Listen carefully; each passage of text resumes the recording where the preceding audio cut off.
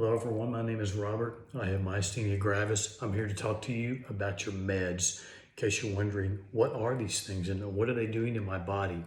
Now, I don't claim to know what your doctor knows. I'm not here to give medical advice, and I can't explain it like they can because I don't have that knowledge, but I can explain it as someone who's taken these meds, so we can relate there. So let's just jump right in.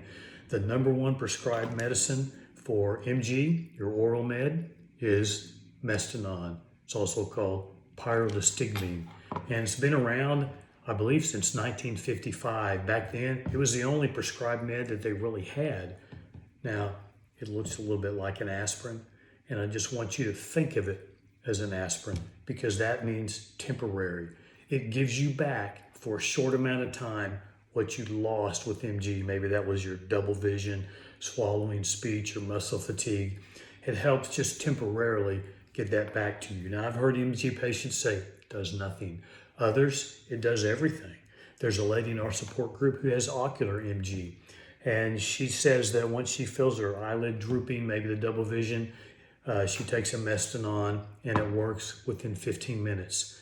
I take it, but to be honest, it doesn't have that strong effect on me. Again, we're all snowflakes and it affects us differently. So what does it do? Because we have an autoimmune disease where our antibodies, our bodies are fighting each other. It really doesn't have anything to do with that. All it does is allow your body to produce more acetylcholine, which is important because the acetylcholine is that neurotransmitter that allows your muscles to function, because right now they're being blocked. So there's this little enzyme over here called cholinesterase, and cholinesterase starts to eat up acetylcholine, kind of like Pac-Man. That's what I'm doing. And what Mestinon does, it inhibits it. It's called a cholinesterase inhibitor. So it allows your body to have more acetylcholine, kind of like throwing buckshot on the wall. It allows more of it to stick. So your body has then the strength that it needs or whatever you need for that short amount of time. Again, it doesn't have anything to do with your antibodies. So it may be called something else if you're in a different country, but it's essentially the same name. What are some of the side effects of Mestinon? They are diarrhea. That's the number one thing that people describe. And I've had leg cramps on top of that. I've not experienced the first, but I have experienced the latter. There may be some other side effects. I don't know of any long-term side effects because it's a short-term medicine.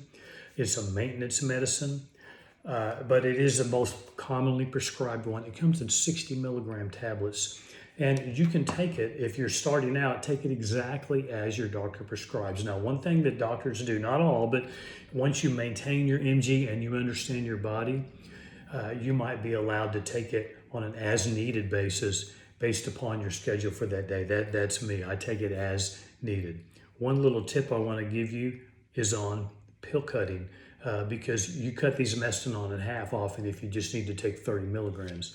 So once you get your pill set in the pill cutter, a lot of people say that Mestinon is a soft pill and it just disintegrates when you cut it in half. So this is my tip. Once you get it set and you're ready to cut it in half, you get it in the pill cutter and you just whack it like a guillotine. I call it the guillotine effect. And then it comes out in 2 equal parts with no problem. So that's my little tip on cutting pills. And that's Mestinon. We'll go to the next oral medication I'm going to talk to you about is prednisone. It is a steroid. Don't think of it as the steroid that some professional athletes abuse. It's actually a corticosteroid. And what it does to your body, pretty powerful. It packs a big punch. We call it a double-edged sword because there's positive and negative effects with prednisone. But what it does affect your immune system, but what it does more than that, it lowers your body's ability to respond to an injury, because right now your body's injuring itself, and prednisone helps take that away. I had severe double vision. I couldn't swallow. I couldn't speak. I could barely breathe, and I couldn't spit out my toothbrush. My speech was compromised. All those symptoms, prednisone brought that back. Now, it took a while. Very high doses. I was taking 60 milligrams a day for about 3 months. But it took a while for that to kick in and for that to come back. But once it does begin to work, you really want to lower that dosage because of those nasty side effects. so that you can get down to a manageable dose. 10 milligrams a day is fairly safe because your body does produce a little bit of this. If you can get completely off it, I'm completely off it, that's even better. And the reason is because of the side effects. One of the little story I have, because of your body is not healing itself so much because of the prednisone, I got some ant bites out in the backyard. Typically a week at the most, a little bit of hydrocortisone. Those things pussed up and lasted for months before they were healed. I scraped my leg and cut my shin on a car door. That took months to heal. Another side effect is osteoporosis. I had a bone density scan. I would recommend that. Talk with your doctor about that because now I have osteoporosis. So yes, the positives are great because I got my symptoms back, but let me just reach at the list rather than trying to cite them all. The shakes, oh my gosh, and my hands shook like crazy. Heavy eyelids, baggy eyelids, thin skin, very stretched out, teeth sensitivity, you bruise easily, long time for your skin to heal. We've talked about that. Weakness, weight gain, yes, belly fat, more hunger, more frequent urination, facial features. You get these chipmunk cheeks. I experienced that for several months. Osteoporosis, we've talked about that. Hand cramps, much like arthritis, and stomach pain, and the list goes on and on. So yes, it's a double-edged sword.